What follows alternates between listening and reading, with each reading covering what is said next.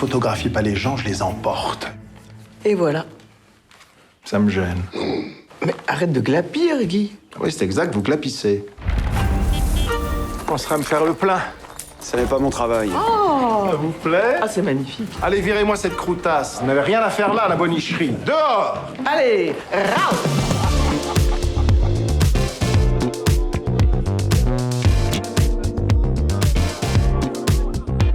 La femme la plus riche du monde. Bonjour Isabelle Huppert.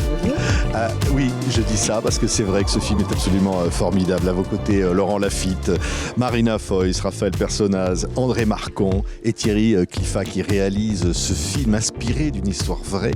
Mais vous incarnez cette femme. C'est un portrait, Isabelle, un portrait d'une femme absolument incroyable au fond. Au fond, libre, quelque part. C'est le portrait d'une famille. C'est le portrait un peu d'une classe sociale.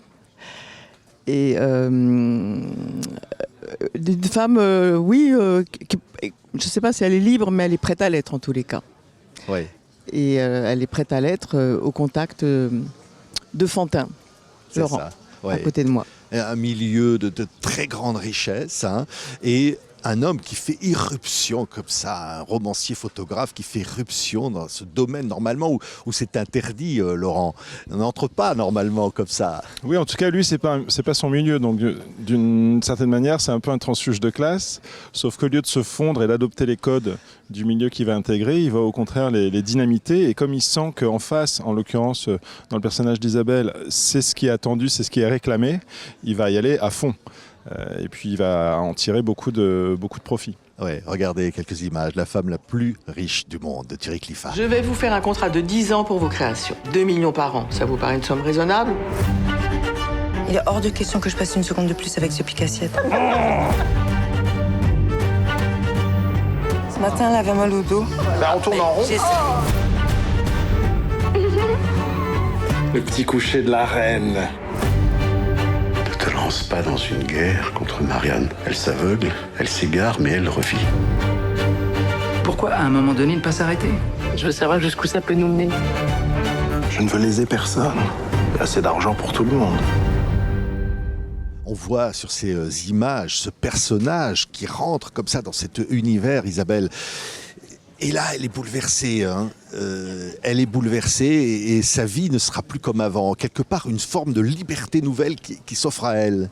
Elle est bouleversée, elle est amusée aussi. Et je pense que c'est quand même une attirance réciproque. Il y a un plaisir mutuel de l'un au contact de l'autre. Elle est prête à accueillir cette fantaisie, elle y répond. Mais il y a quelque chose en elle, une fibre libre et un peu artistique aussi, si on peut dire. Enfin, ça ne peut pas dire grand-chose, mais en même temps, il lui présente un aspect du monde qu'elle ignore peut-être pas complètement, mais en tous les cas, qu'elle est prête à rencontrer avec lui. Oui, quelque part, elle va s'émanciper de ce milieu, retrouver une forme de jeunesse. Et lui, il joue de ça. Il est incroyable. Il peut être détestable, ce personnage, et en même temps, il offre quelque chose de nouveau. Oui, il a compris. Je pense qu'elle s'offre son plus grand luxe, parce que c'est une femme qui peut tout s'offrir. Et là, elle s'offre le fait de pouvoir être punk à sa manière, en fait. Il a un peu mon personnage, Fantin, devient un peu son arme punk. Et lui, il le comprend très vite. Donc, il va à fond du rôle qu'elle lui assigne quelque part. Ouais, et c'est le portrait d'une famille. C'est quelque part une forme de guerre déclarée. Marina Foïs incarne la fille. Hein. Et là, elle est devant cet homme comme ça, qui vient, qui fait irruption dans ce milieu bien tranquille de ce pouvoir et de ce milieu d'argent. Marina. Enfin, bien tranquille, très guindé, beaucoup trop secret pour être complètement tranquille en fait. C'est un monde sourd, étouffé, mais je ne pense pas que ce soit un monde tranquille. Il fait exploser la famille, mais la catastrophe, elle est là. C'est pas lui qui l'a créée, je crois. Oui. Le passé aussi qui ressurgit. Ouais. Hein, de ce monde-là, et puis Raphaël et ce majordome-là, qui est le témoin apparemment silencieux de cette espèce de comédie humaine. Ouais, le témoin, peut-être le plus conservateur, le garant de des traditions et du calme apparent. Mais le personnage de Laurent va l'humilier très très vite. Il prend une certaine joie. Mais c'est quelqu'un qui a quand même énormément de... C'est un personnage assez trouble, assez complexe, parce qu'en même temps, il a une vraie reconnaissance. Il doit beaucoup à cette famille-là, qu'il a sorti de son milieu. Il y a un vrai attachement et il va les défendre. Il va essayer à sa manière de se révolter contre ce que veut amener le personnage de Fantin. Oui, c'est incroyable, la galerie de personnages. Alors je me tourne vers vous, André Marcon, vous êtes le mari. Et là, évidemment, ce monde qui est autour de lui et d'apparence s'effondre quelque part. Mais quelque part, il y trouve aussi une forme de jubilation. Le mari de cette femme la plus riche du monde.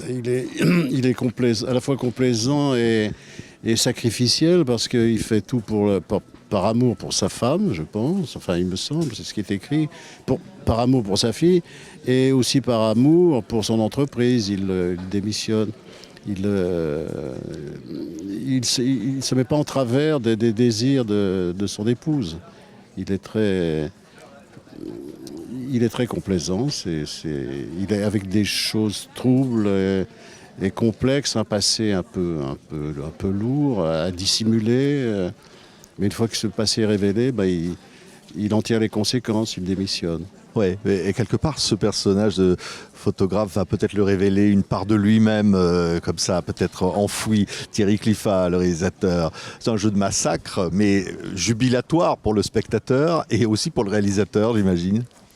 Bah oui, c'était très exaltant d'avoir tous ces acteurs devant la caméra. C'est-à-dire que les dialogues n'existent qu'à partir du moment où ils sont dits. Et là, en fait, moi j'ai quelque chose, c'est que si je savais comment les acteurs allaient jouer leur personnage avant d'être sur le plateau, je viendrais pas, je resterais couché. C'est-à-dire que je les laisse en permanence me surprendre. Et alors là, c'est vrai que c'était très très agréable et j'étais vraiment le premier spectateur de ce qu'ils proposaient et c'est vrai que ça a tellement bien fonctionné entre eux, chacun a trouvé sa place, chacun était dans son rôle et que du coup, c'est ça qui a amené à la fois la comédie, mais aussi le trouble, aussi le mystère, et aussi des choses plus grinçantes et plus compliquées, puisque c'est quand même l'histoire aussi d'un monde qui n'existe plus, un monde qui s'est construit sur les cendres de la collaboration. Oui, c'est vrai. Marianne Farrer, Isabelle. Un personnage à interpréter... pour l'actrice immense que vous êtes, c'est quelque chose, c'est un enjeu, un pari. On se dit, c'est waouh, ça va être comment on appréhende un personnage comme ça. L'écriture du scénario, la saveur des dialogues nous permettait aussi d'éviter l'écueil de l'émotion trop facile et du sentimentalisme. C'était très important dans cette histoire de garder la bonne distance, et je trouve que c'est ce qui est réussi dans le film. C'est les personnages sont à la fois pas forcément émouvants, mais assez attachants, car vous savez, c'est un peu comme dans le film de Renoir, La règle du jeu, tout le monde a ses raisons, voilà.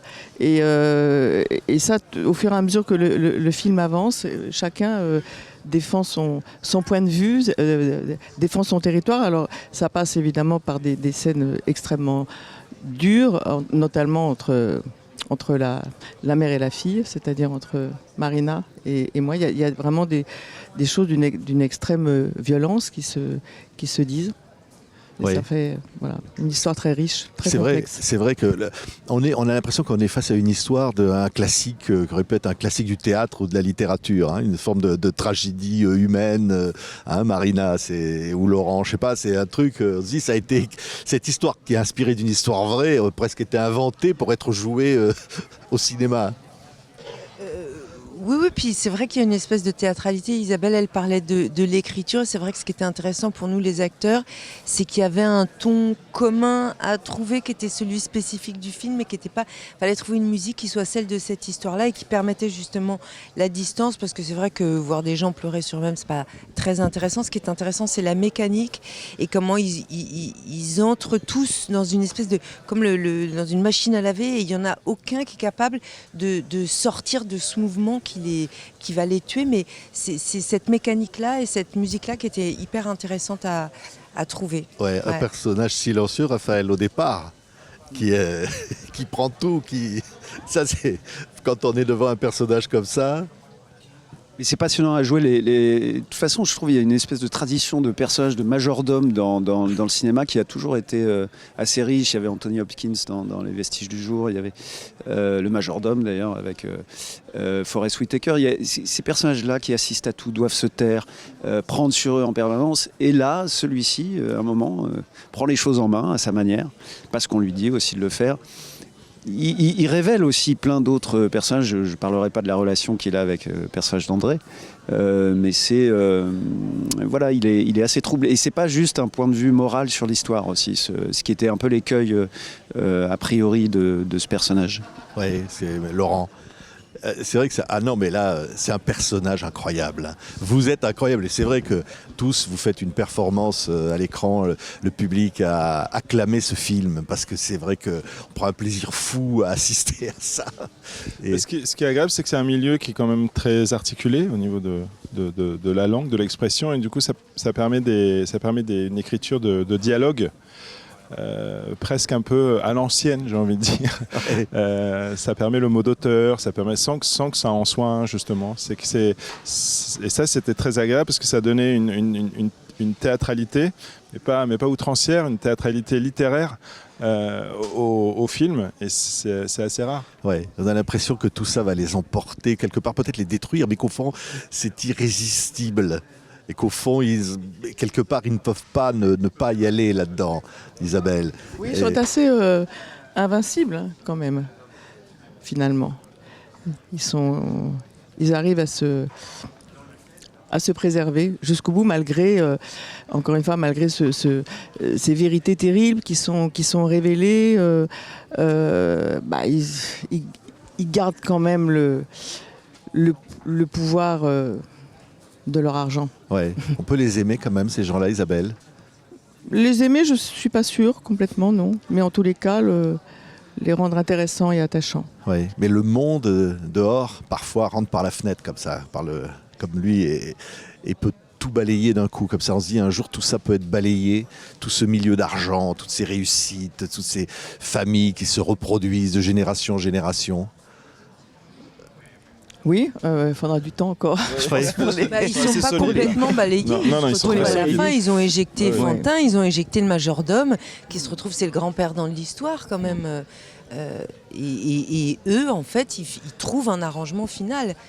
La lutte des classes, elle se raconte très précisément là, j'ai l'impression. De toute façon, c'est un milieu d'arrangement.